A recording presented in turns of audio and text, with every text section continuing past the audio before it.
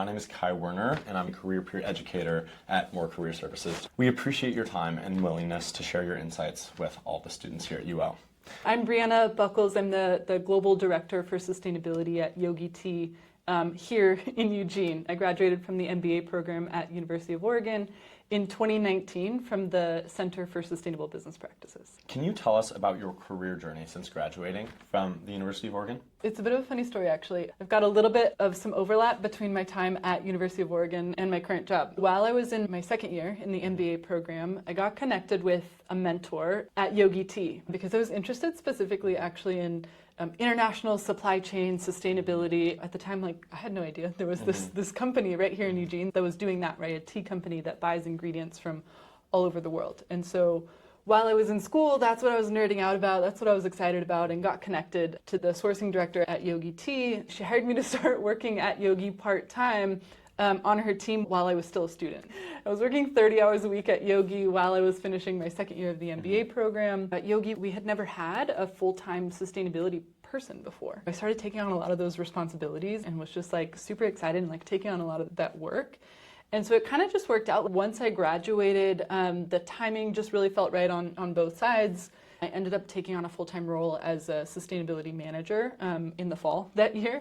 And so I've been at Yogi now for over 7 years. So it's been pretty much straight from U of O and the work there into my time at Yogi, and have now grown out the sustainability team at Yogi. We're much bigger than a one-person operation now, so it's been a journey. What strategies have you found most effective for first finding and then maintaining professional relationships? One of the things I always felt was most important while I was in school, and honestly still since then, when it comes to networking, is just really find out what it is that you're super excited about, right? We talk about sustainability in business as if it's this niche thing, right? A lot of companies have one sustainability person. And so in a lot of ways, sustainability in business can feel very niche. But actually it's a really, really broad topic. There's so many things inside of sustainability that you can get super excited about, right?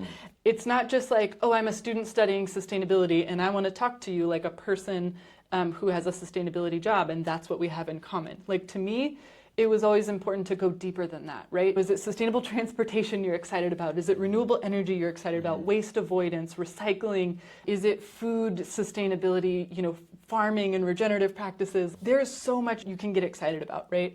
And when you figure it out, what it is that really, really speaks to you inside of sustainability, that's when you're gonna start having a lot more meaningful networking conversations. So for me, it was international supply chains, right? I was super fascinated, this dynamic between companies in the Western world and consumers in the Western world that are consuming ingredients like coffee, cocoa, sugar, tea. We're consuming all of these things, but so disconnected from where they're grown. What does that dynamic look like inside of a business? What does that mean for the people who are growing those ingredients and the environments that those ingredients are grown in? So I just went all in. Every project that I had in my MBA program, I was working on coffee sustainability. I was working on cocoa sustainability, which meant in my networking process as a student, it meant I was able to have these much more deep, meaningful conversations, right? When you find people who vibe with you and have that same nerdiness, excitement, passion about those same things, those connections are going to be a lot more impactful than just surface level ones. What advice do you have for students who are looking to make their path forward a little bit clearer when they have so many different things they're interested in?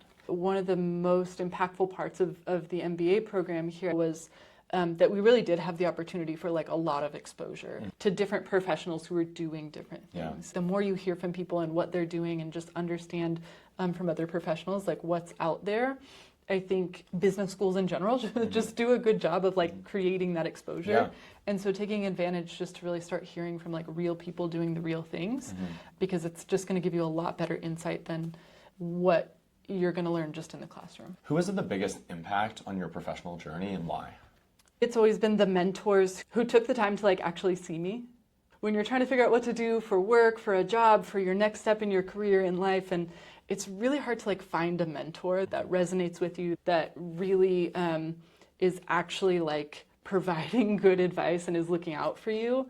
frankly, it was always women. It was the women who just saw me and let me be myself and show up, sometimes unconventionally in the workplace. For people who are looking for the right mentor, if it starts to feel transactional and they're like just giving you like very surface level advice, it's probably not the right mentor for you. You're gonna have to find mentors who really deeply like understand who you are, how your brain works, how you're showing up, and create space and push you to just keep going. Do you have any advice for those students who are starting to build professional relationships but haven't necessarily converted those into, a mentorship? To me, it's about like being vulnerable, which is hard, especially in a professional space, right? You're like, oh, I just met this really cool like professional person who's doing this thing that I want to do someday. I remember getting nervous, like meeting people that I was inspired by, right? It's easy to feel nervous or intimidated in those moments, but I think you actually get a lot more value by just being vulnerable in those spaces. Yeah. Share challenges, share uncertainties, share the things that you're scared of or worried about or uncertain of. That's what's going to like really deepen those relationships. When I talk to students, like I care about the future of my profession. I care that there are young people who have passion for sustainability who are going into the corporate world. And I want them to be successful. When you can tap into that by being vulnerable, by saying, here's what's hard for me right now, here's what challenges I'm seeing, here's what I'm worried about in the future, that's going to get professionals in your network to reach out more and to continue to build that more mentor-mentee relationship. What are your thoughts on creating a workplace that feels welcoming for everyone? It's a question I think that's top of mind for a lot of professionals these days, right? It's like everyone wants to create a space that does feel welcoming for everyone. Not to be a nerdy sustainability professional here, but oftentimes when I'm feeling stuck, I look to nature, right? Like what works in nature and how can we apply those principles like in the workplace for a business, right? And so if you look at the ecosystems in nature that are thriving the most, that are like the happiest, most resilient to change, the natural systems that have the most to offer are the ones that are the most diverse. When you go into like a rainforest, a jungle, a wild system where nature is just being nature, those systems are incredibly diverse, just hundreds, thousands of different plants and species. And it's that diversity is what allows that system to be resilient. I see it in my work all the time. Those types of natural systems are the ones that are, like I said, a lot more resilient to things like drought and climate change and extreme weather. So when we talk about diversity in business, if we look to nature as our guide, how we should be operating, we want that same diversity in the people who show up to work every day. That's what's going to allow our businesses to be a lot more resilient and creative and inspired. I would love to ask whether you have any, parting advice for the students watching today.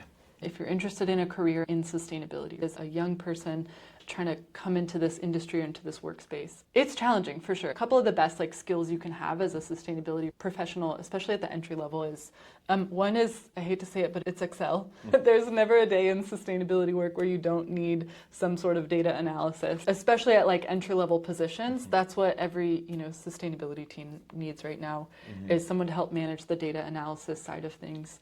The other thing I'll say that I feel like often gets overlooked is the skill of change management. We talk a lot in formal sustainability courses about certifications and verifications and reporting and carbon accounting and all the science behind it, but the majority of my job is really change management. There is a formal study of change management. You can study change management because at the end of the day, my entire job is convincing people to do something that they're doing differently. In my job, I don't have the authority to decide which packaging components we're buying or which ingredients we're purchasing or what recipes we're making, but it's still my job to influence those outcomes. It's still my job to influence us to have a more sustainable packaging system, even though I don't make those purchases, right? The ability to influence and get people to move in a certain direction or to change the way that they're doing something, it really is a skill that you can study, you can practice, you can understand. Change management as a sustainability professional, I can't emphasize that enough as well. Well, thank you so much for your time today. Thanks again for having me.